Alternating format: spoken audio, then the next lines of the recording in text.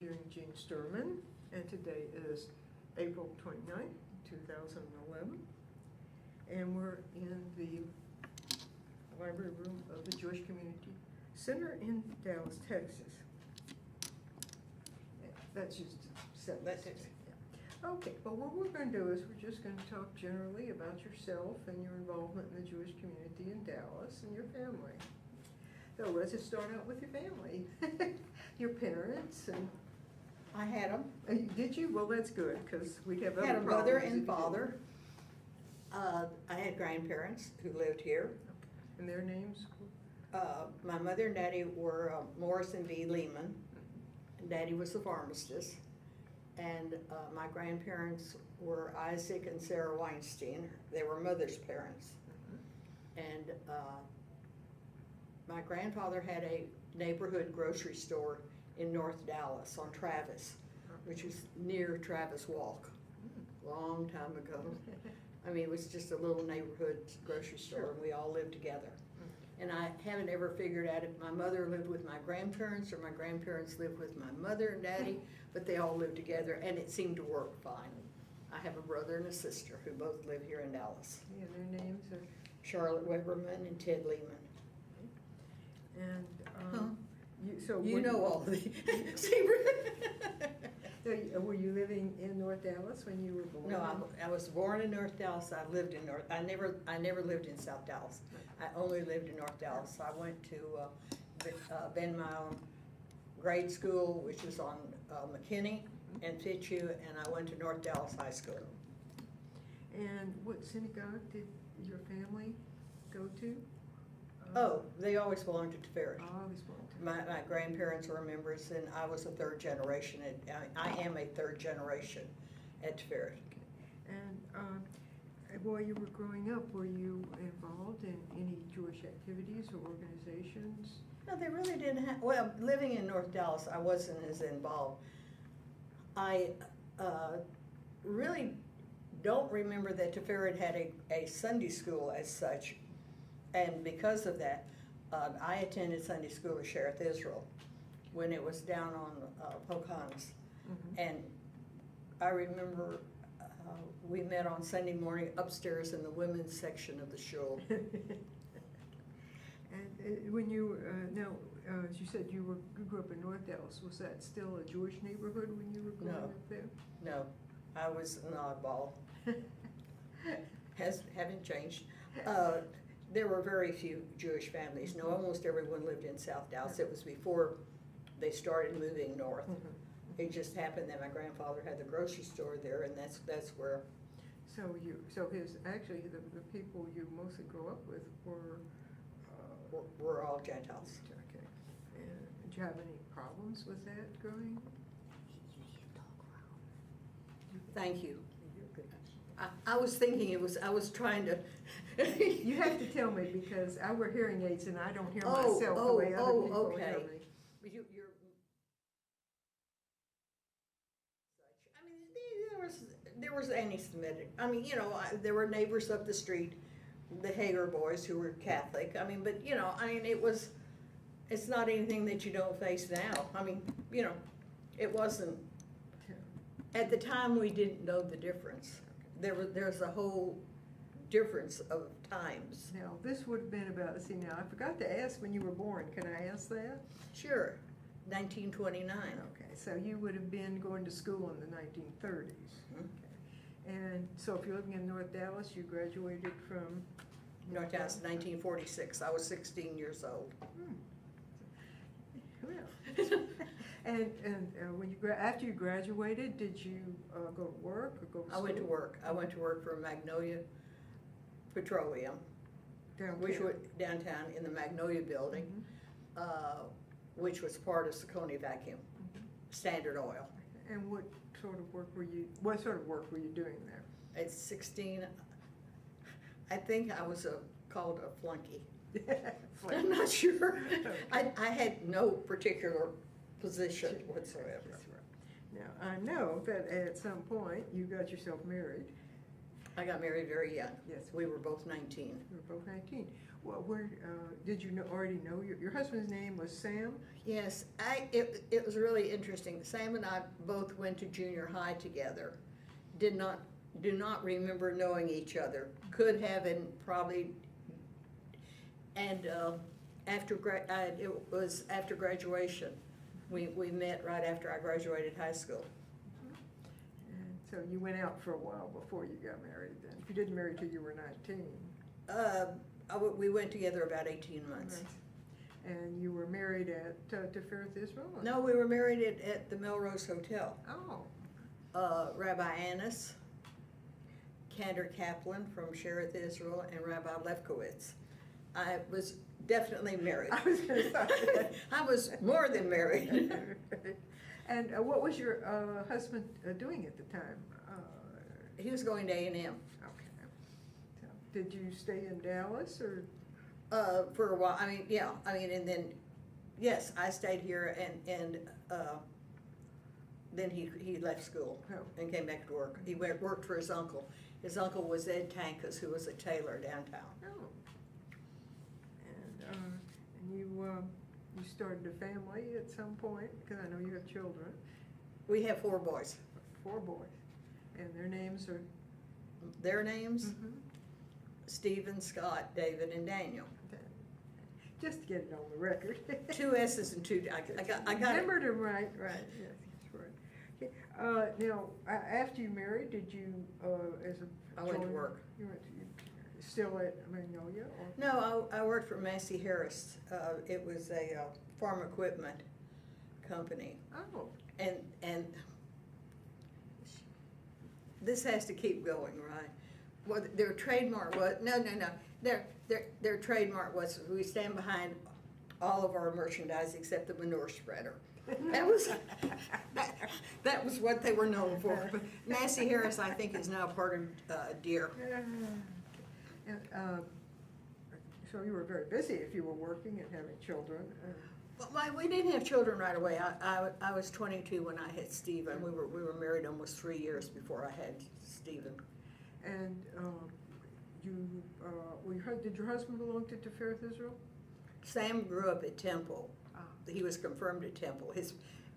His parents went to Shereth Israel. He was confirmed at Temple. But yes, no, that's not true. When we were first married, we went nowhere, like all the other kids. We visited all the families and everybody on the holidays. Mm-hmm. Remember? Mm-hmm. Yes, I can still remember standing on the steps at Shereth Israel and gossiping with all the friends. Right. I mean, which was what you did. Yeah. And then when we had children, we joined a shul. Okay. There was no need until then. That's right. I mean, it wasn't a critical comment. I was just okay. Now, Been there, done it. Well, I know that over time you became active in many of the organizations, B'nai B'rith and so forth. Which particular organizations were you most active in? I was really very active in B'nai B'rith Women. I was president of the Blue Bonnet chapter, and I was president of the Women's Council of B'nai B'rith in Dallas, and which meant I was president of 9 presidents. At the time, there were 9 chapters. That was an experience I don't wish to repeat, but anyway, and I was on the board, the district board for B'nai B'rith Women, and I did chapter consulting. I did a lot of traveling for them, going to different, as a volunteer, I went to different chapters and tried to help them with their problems of getting presidents or helping them with their meetings and their programs and things. It was interesting. Was that in Texas or? In Texas. In Texas.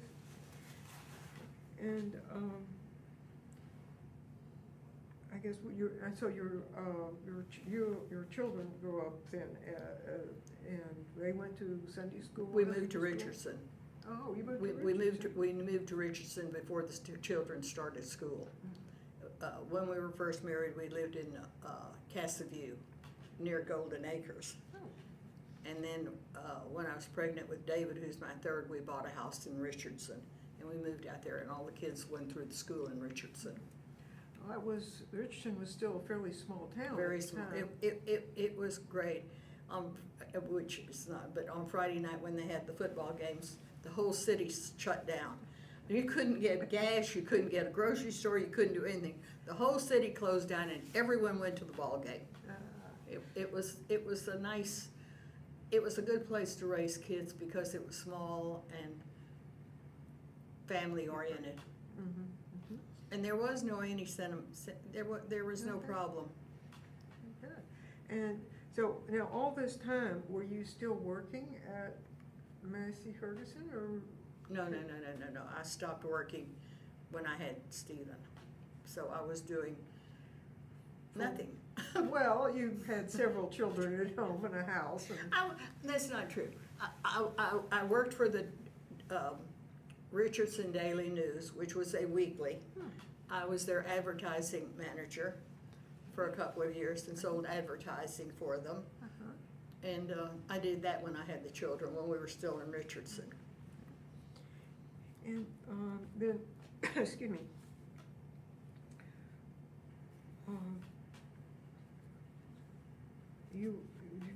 So Richardson, I don't know if you've been to Richardson lately, it's not a small town anymore. Well, it's still bounded, it's not, but it's still bounded by the same boundaries. Yeah, I mean, that's true. it The has no, people, yeah. I mean, I think it's almost Yeah. grown up as much as it can. Yeah. It has no place to go. But you don't live in Richardson now. No, I live in Dallas. We built our house 46 years ago. Mhm. And we're one block, we're off of Coit, and we're one block west of Coit, so we're in Dallas. But we border on Richardson, so the kids all, because of where we are, the kids all went to the Richardson schools. And now, your husband, did he continue the work? You said he left college and went to work. Where was he working during all this time? He was working for his uncle. Still working for He was his working uncle for his downtown? uncle, and then he got a job with a fixture company. Fixture company. And he was the general manager for them. And then 50 years ago, we just celebrated our 50th anniversary. 50 years ago, he bought a company, Fixture Exchange, and we started the company. You and your husband started the And company of your own? then I worked for the then I went to work You worked for the company, for the family for the business? family business. Doing office work or selling? No. I got to do the payroll. Oh, well. I got to do that. I did. Okay. Now, let me, so all this time you take care of the family, and you were working, and you were active, like in B'nai B'rith Women. Now, how did you get involved in the Tifereth Israel activities? I mean, because I know you did quite a bit with them before you became president. Sam was president 3 times. Okay. And because it's a small congregation, it's nice because you can be a big fish in a little pond. And so we were just interested in it. I mean, it was something that we were interested in. And he was really involved, and because he was involved, I got involved. Now, were you involved before or after they moved from South Dallas to North Dallas? Way after.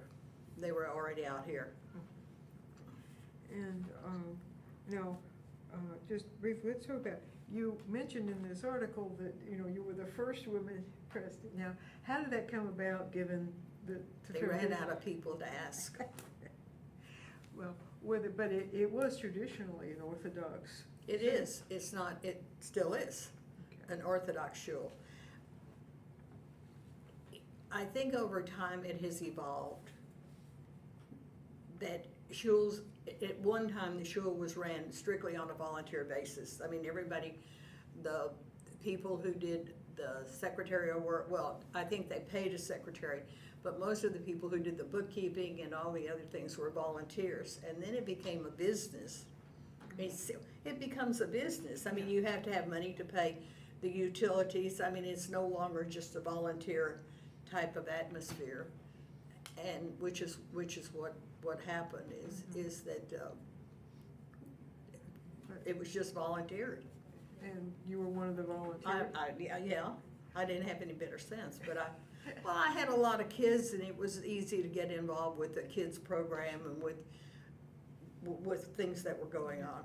Now, what kind of activities were going on that you were involved with? Well, I was a president of the sisterhood for like 6 years. Oh, 6 years? They made me do it until I did it right. I doubt that was why. True. And I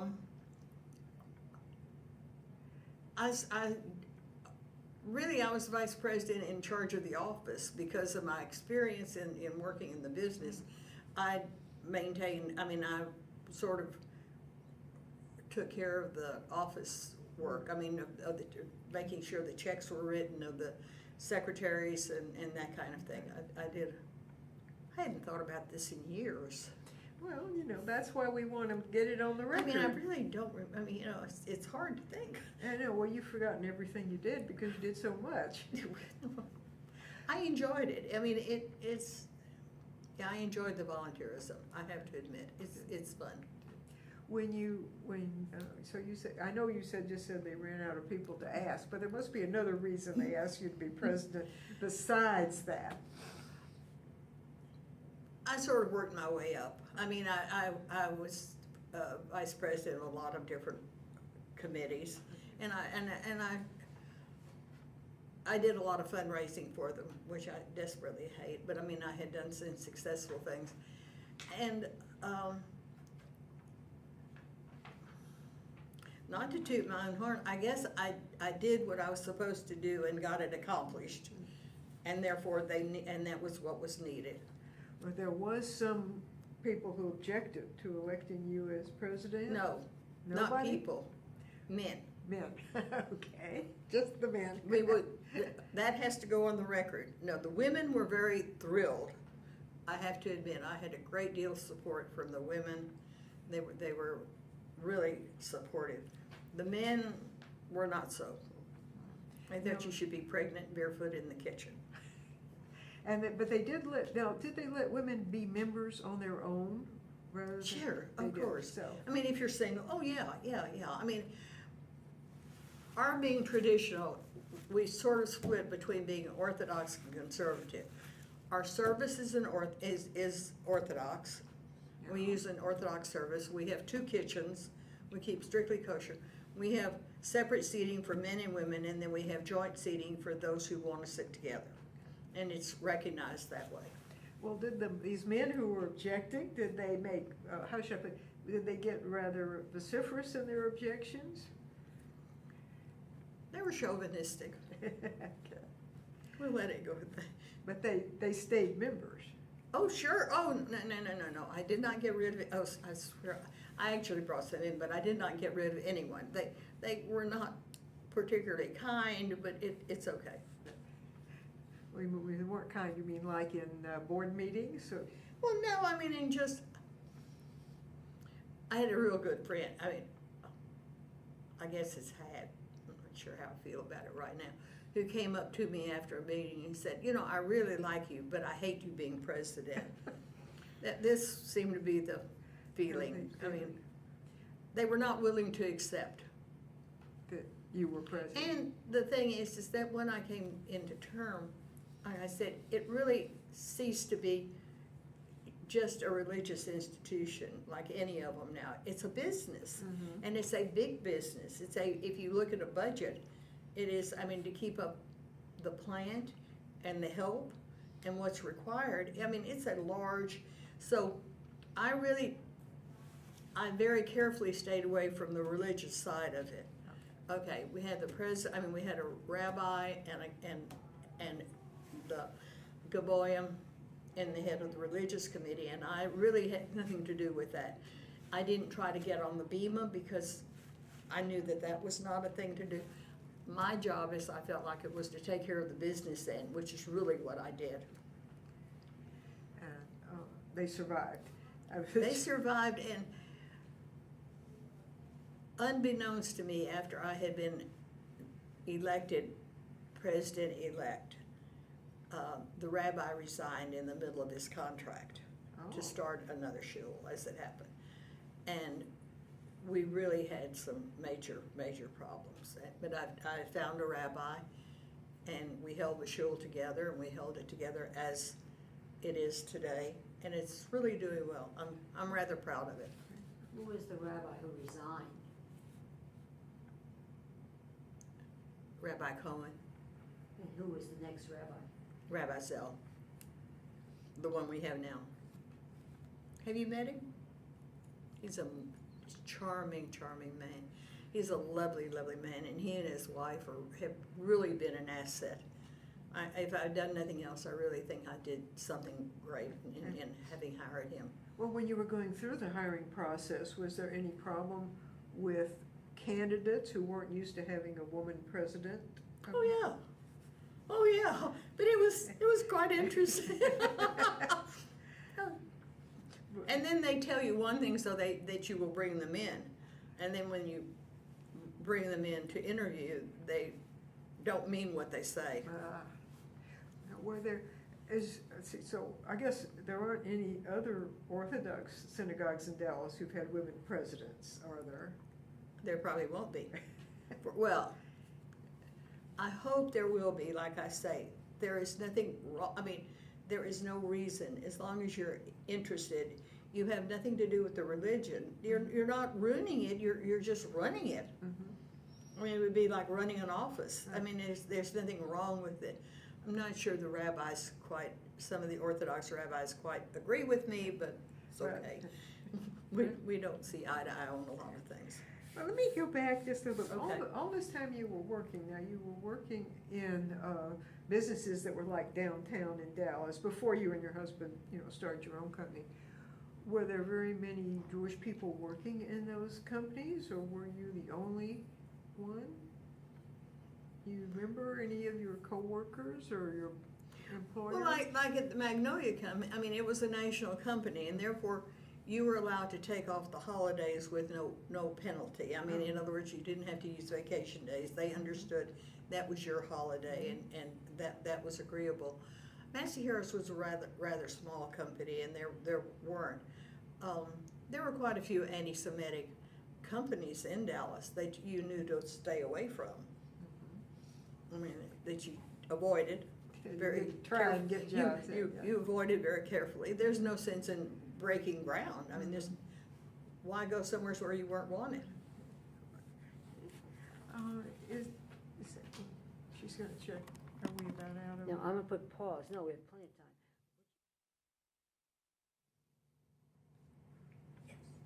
We are recording. Go ahead. This one. You want me to say what I'm saying again?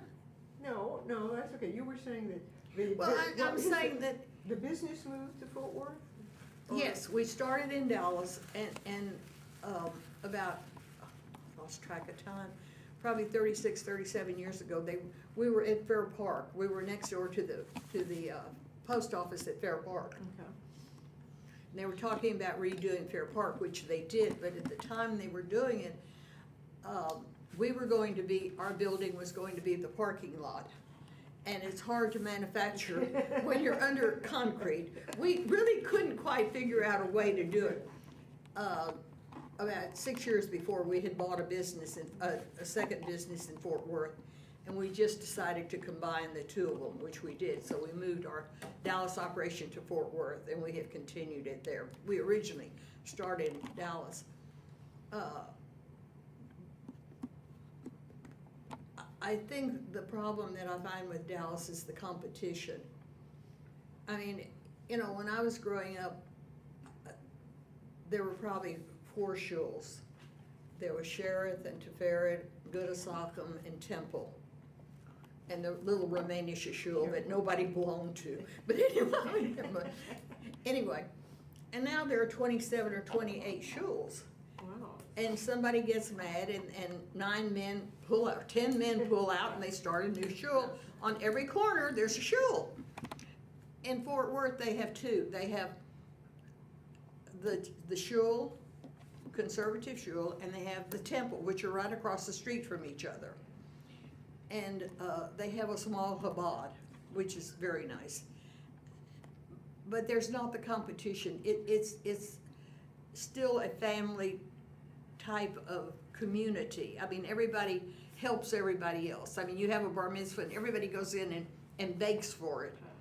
Can you see that happening in Dallas? Don't think so. I mean, they try to be, I mean, you know, I spent 15,000, you're gonna spend 25,000. I mean, it's, the competition really bothers me to a degree. Changed a lot since you were growing up. Yeah, it was, young it ceases to be a family.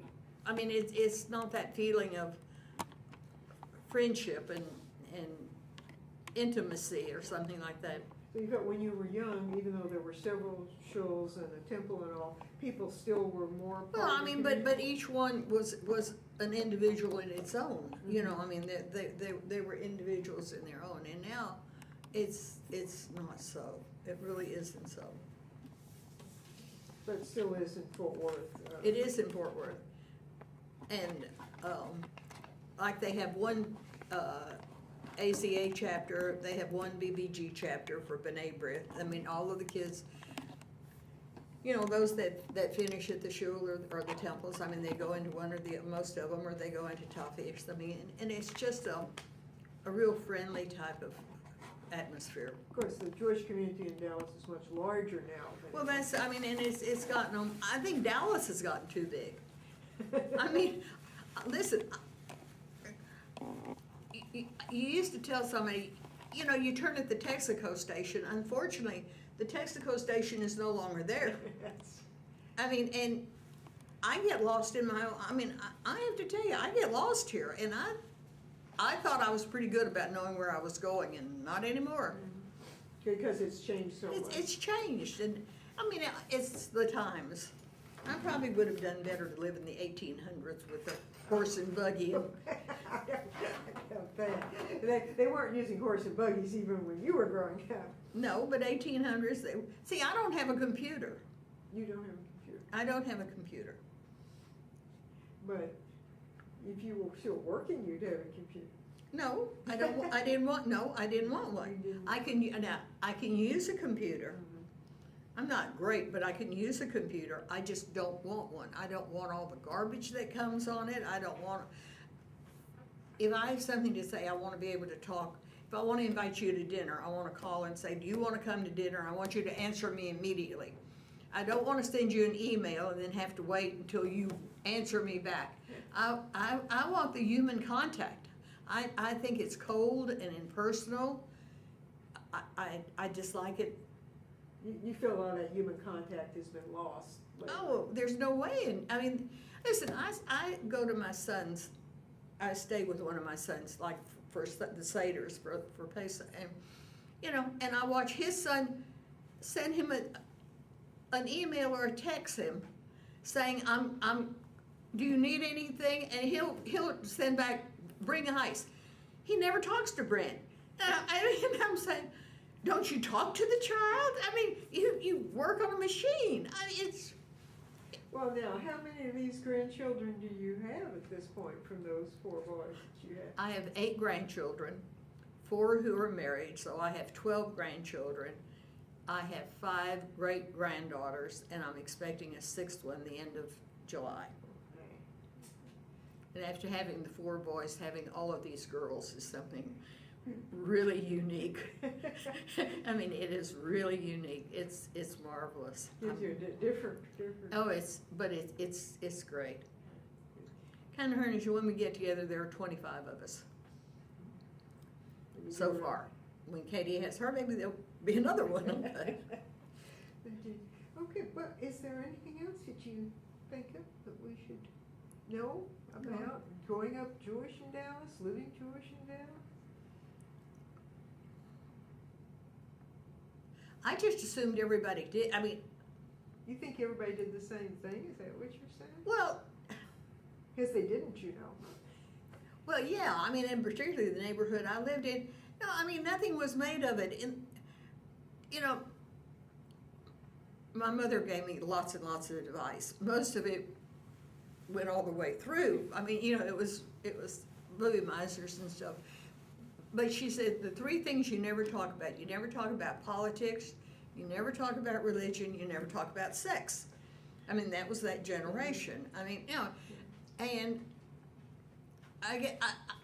the religion, it was just something that you did. It wasn't outstanding. I mean, it wasn't, I don't know if I'm explaining it. No, you're doing fine, doing just fine. I'm not sure that's how I mean it, but I mean, yeah. I mean, it was just, you did it. I mean, you know, I can remember before Pesa that in Mother's dining room, she would put down a big white sheet in a corner, and they would bring in all the Pesadilla supplies, and it would go in that corner. I mean, and you didn't touch it until Pesa. You know, I mean, it was just, but that was what you did.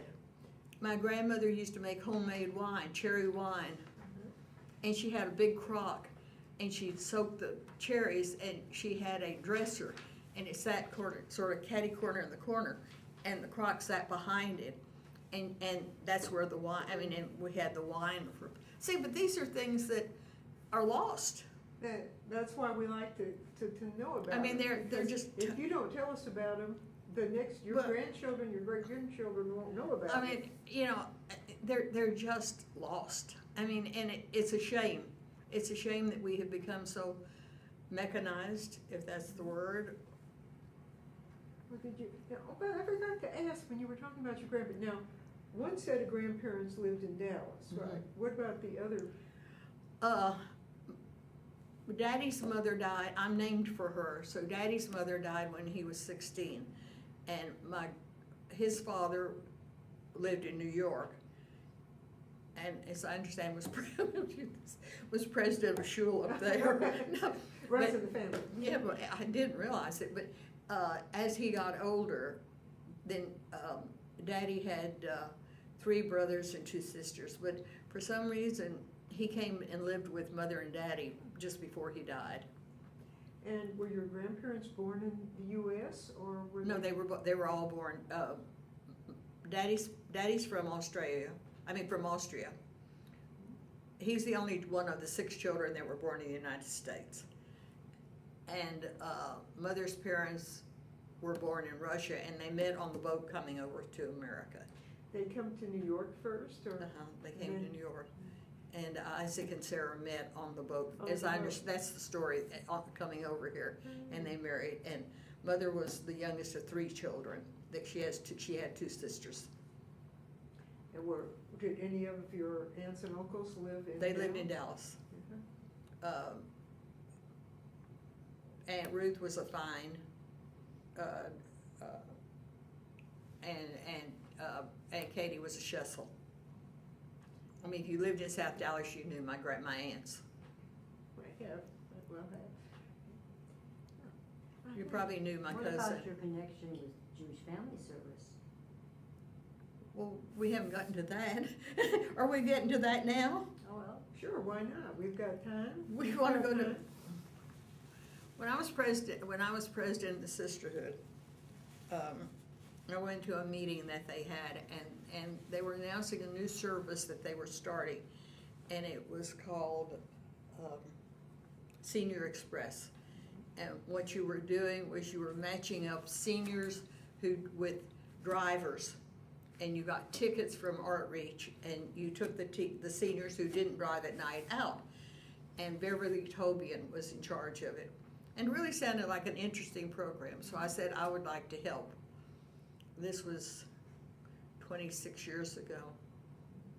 God, where does the time go?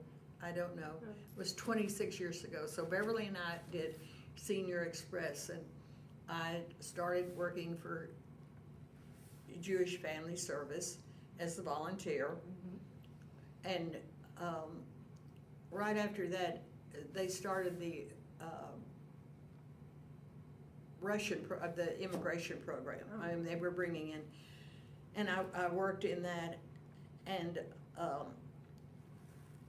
one day I was asked, did I know how to do bookkeeping, and I said yes, and I ended up doing the checks for the Russians, and because I was working with money, I became part of the staff. I became a staff member of Jewish Family Service. Before that, I had chaired the volunteer services program as a chair and different things. I worked with Sue and everything. Working with the Russian immigrants, this is when they were first coming over. They were coming over, we did ESL, I mean, and the government, they got, you know, they got housing money, they got food money, they got, and you know, you made medical appointments, and I really enjoyed, I mean, we did a lot with them, I really enjoyed it. And in the interim, then they needed someone in the food pantry, and I was asked if I would like to do that, and I said yes, and I did that for 14 years.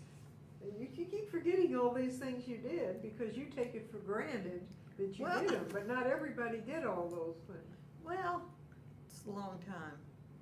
Are you still doing? I'm still, Yes.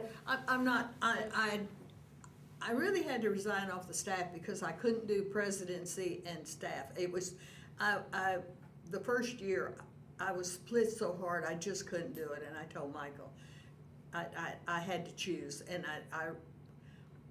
I don't regret what I chose. I'm sorry I did it, but I had to, and the shul just took too much, or to do it right, I felt like it took too much time. I still do a lot of work for the food pantry. I mean, I'm still, yeah, I'm still doing a lot. You still active in that? I do a lot of their buying, because North Texas doesn't have a lot of stuff, so I'd still do a lot of the buying, and I still go and do a lot of stuff. I've watched it evolve.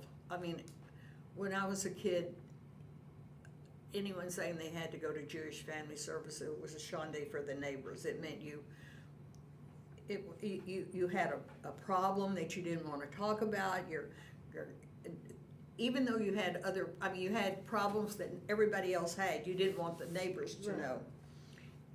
And it has evolved into such a magnificent thing. They have so many support groups, and I mean, the things that they have done and been able to do and accomplish is just, it's unbelievable. And I really do believe in the organization.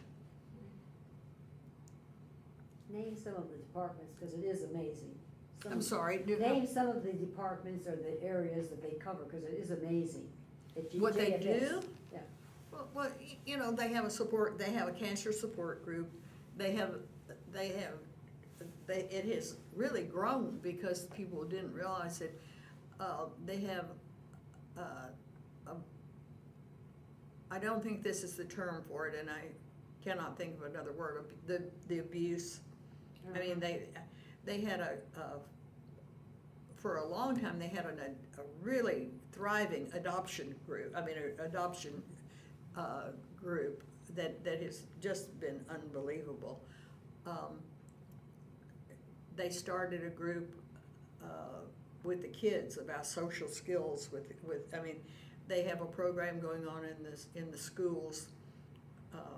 Hopefully, that if a teacher recognizes a child has a problem, God forbid there's a divorce or a death or something, and a child has a problem, they can stop they can counsel with the child before it becomes a full-blown problem that they really have a problem with.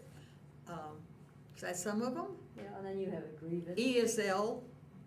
And the grief support. They have the grief group. I mean, they have now been very fortunate. They've got Rabbi Wolk on the staff, and he is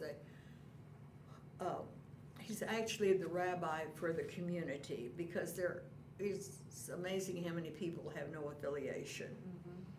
I mean, I don't know if they don't need it or they don't choose, whatever reason, they have no affiliation, and he's there, and he's really a lovely, lovely, charming, caring man. Well, that's probably a difference from when you were growing up, that there would be so many people who would, I mean, when you were growing up, most people who Everybody were Jewish had to belong belonged somewhere. Yeah. Yeah, you had to. Well, yeah, I guess you had to. Well, you did. Yeah. Had to, but there was no reason not to. But now there are so many who don't. So Oh, having the family serve JFS and all this. they have people to take care of him. You know, he helps with injured burials, and I mean, he does. He's just a really charming man. I guess, is it If you're looking, I think we've Well, already gone. I'm just curious, to me, you are a role model, but would you say of anyone that you could think of that is a role model, has been a role model to you? I'm not a role model, I've just done what I like doing. I mean, I have to be honest, I would hate to think people would wanna emanate me, but Why wouldn't they want it? I mean, you've done all these things, and don't you want people in the next generation and the one after that to do some of the things? I mean, but there are people who do even more. I mean, there are really, I mean, but, I just do what I like to, Well, you mentioned, some of the things that have been lost from like your grandparents' generation things. But the women in that generation and your parents' generation, they may not have been presidents of synagogues, but they must have been some kind of role model, you must have taken something from them. truthfully, I really don't think so. I think the reason I am what I am, whatever I am, I'm not sure what I am, was because of my husband. So we want to talk about him a little bit, maybe? It's very hard. But he was good about supporting me. I mean, whatever. He was really very chauvinistic. I have to be honest. He was a great chauvinist, having the 4 boys. That was quite interesting growing up in a house of men. But he supported, I mean, whatever, when I was asked to be a president, he and I came home and I said, and he said, well, you understand when it hits the fan, and I said, he said, you're gonna, but whatever I wanted to do, he really supported. That was probably more encouragement than anything that it. And he himself, after all, he was not just president of the synagogue, but he was active in other organizations too, so. He was. I mean,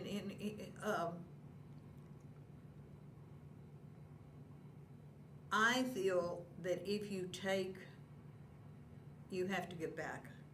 If you're fortunate, and I have been, God knows, more than fortunate than most people, you have to put back. And it doesn't matter how, but you just have to do it. And you can't just constantly take. Thank you very much. It was wonderful. That was the end? That is the end, unless you have something more to tell us. Do I have something else? Nothing else? Yeah, I have one thing. Good. Okay. Can I? I'm trying, I can't remember the number. I really don't. I think it was 40, but I'm not gonna swear to it. Jewish Family Service had an anniversary, and we were looking up archives, and we came and went through the TJ piece and the archive things. It was really interesting seeing how every woman was listed as Mrs. You were Mrs. Dave Anderson. I was Mrs. Sam Sturman. I was not a person. I was more. I was just part of something else. It's unbelievable to see how women have been able to establish their own right. For a long time, we belonged to the Lancers Club, and well, we did until they closed up, but we were charter members of the Lancers Club. But for years, women couldn't go in for lunch until after 1 o'clock. Women, they weren't now allowed in. And the first time, then all of a sudden, all of these lawyers and the bankers and these women, and hey guys, we want, and they started, but I can remember just the discrimination against women as being women, and all of a sudden you ceased to be. I mean, you became Ruth Anderson. I mean, you became a person in your own right, and there's no reason not to. And that I have seen evolved. Okay, that I had to say. Thank you. Thank you so much. We really appreciate that.